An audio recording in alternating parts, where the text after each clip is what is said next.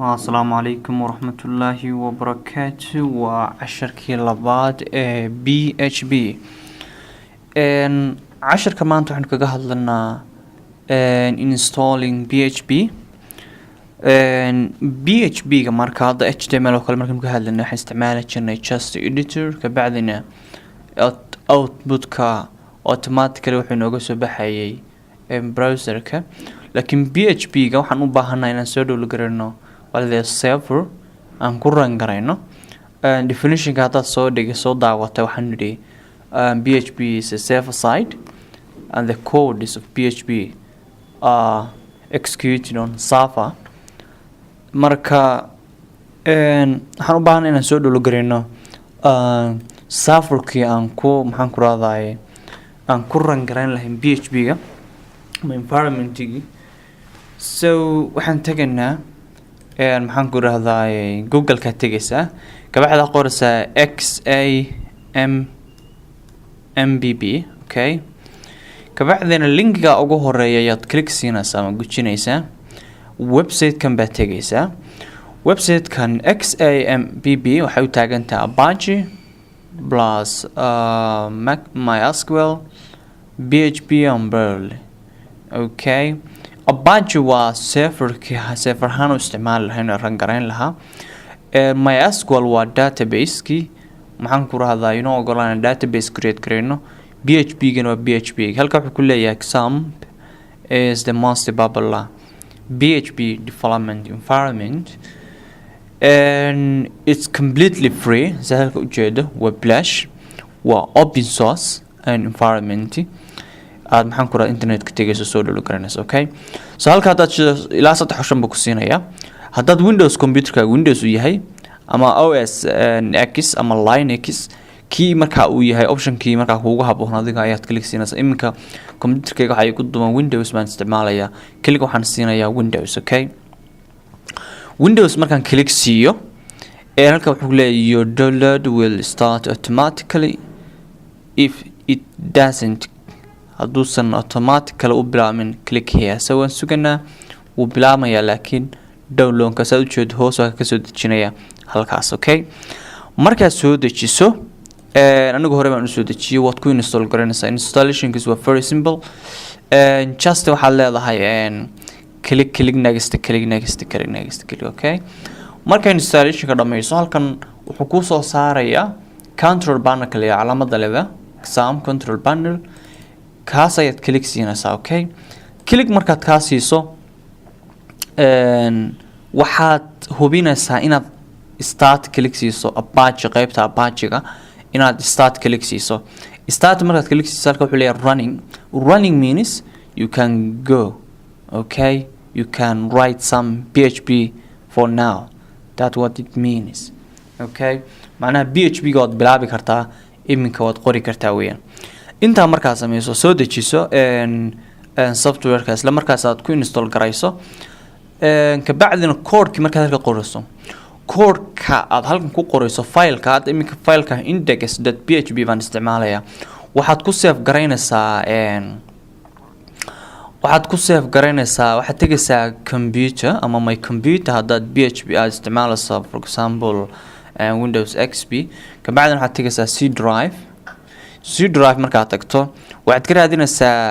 folder kan leeyahay XAMPP okay markaad ku install garayso isaga oo haddana bedelin by default halkaas ku dhigaya folderkaas aad click siinaysaa ka bacdina waxaad tagaysaa htdocs okay folderka ay ku qoran tahay folderka marka halkan waxa ku jira waa dhamaan maxaan ku raadaay file-ashii halkan marka ku install garaynaysaa halkan aad dhigaysaa maxaan ku raadaay file-ka markaad ku shaqeynaysid okay ka bacdina aad ku run garaynaysaa excuse me sidoo kale waxaad sameyn kartaa waxaad soo dhawaan garayn kartaa WAM server Google ka hadaad tagto oo aad ku qorto say WAM server waad click siiso hada linkiga ugu horeeya website-ka WAM server WAM server isna waa free environment maxaan ku raado ku run garayn karto PHP so download section ka dad click siiso halkan wuxuu ka tusaya marka option kala duwan optionka ugu koowaad waa 32 bit PHP macnaha waa systemka isticmaal haduu 32 bit yahay operating system ama 30 مثلا 36 bit operating system hada isticmaalaysa kanaad kaligsiin 32 bit hada isticmaalaysa waxa way kanaad kaligsiinaysa intan dambe waa isaga waa PHP ga versionadiisa kala duwan so anigu iminka waxaan kaligsiinayaa kan because waxaan isticmaalayaa systemkayga waa 32 bit okay 32 bit hadii aad rabto inaad ogaato مثلا waxaad tagaysaa مثلا halkan computer kale inta tagto ama my computer halkan kaliya inta right click siiso ayaad halkan ka fiirinaysaa مثلا hadaad halkan fiiriso iminka system type okay halkan fiirinaysaa system type kaygu iminka saad u jeedo halkan waa maxay waa 32 bit operating system okay so halkaas aad ka fiirinaysaa macnaha hadaad markaa aadan ogeyn maxaad isticmaalaysaa 32 bit mise 64 bit okay so kaasa marka click siinaysa halkan wuxuu ku siinaya marka woona yar مثلا wuxuu ku leeyahay software kan oo kale haduu ku duuban yahay computer-ka inaad ka delete gareyso wuxuu keenayaa cilado sidoo kale kanoo kale WAM2 oo kale labadan isku madul duubi kartay ku leeyahay okay halkan marka you can download directly okay kana marka linkigaas aad click siinaysa ka bacdina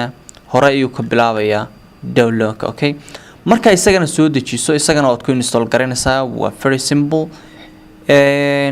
maxaan ku yiraahdaa waad ku install gareynaysaa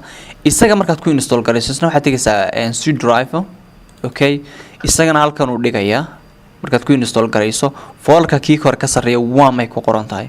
kaasaad click siinaysaa ka bacdina file-kii aad ku shaqeynaysay waxaad click siinaysaa sidoo kale maxaan ku yiraahdaa folderka www ka bacdina halkan aad ku save gareynaysaa file-ka aad ku shaqeysay imika hadda